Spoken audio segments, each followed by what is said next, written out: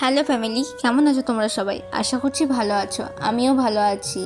আজ দিনটা মঙ্গলবার, পুরো দিনটা কেমন হতে চলেছে তা জানি না, কিন্তু আজ সকাল থেকে প্রচুর বৃষ্টি হচ্ছে।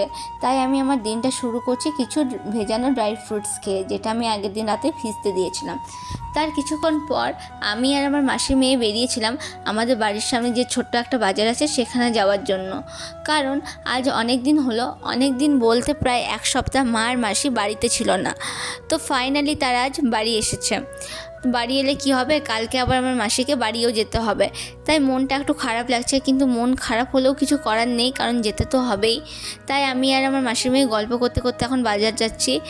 তো গাইস দেখো, এটা আমাদের এখানকার কত সুন্দর একটা রাস্তা, আর রাস্তার হচ্ছে এই অবস্থা।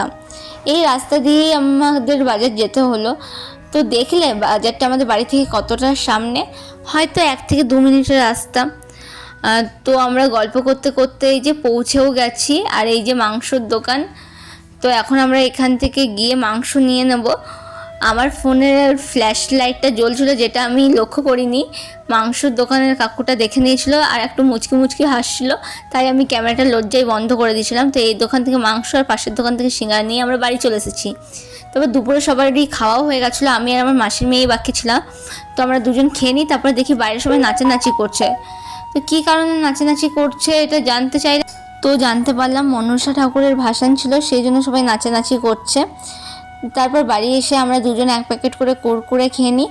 আর তারপর একটা কেকের অর্ডার ছিল টিচার্স ডে, তো সেটা বানিয়ে নিলাম। জানি এখনও টিচার্স ডে আসেনি, কিন্তু হয়তো কোনো কারণবশত তারা আগেই সেলিব্রেট করে নিয়েছে। সেই জন্য সে বিষয়ে মাথা না ঘামিয়ে আমি তাদের অর্ডারটা করে দিই।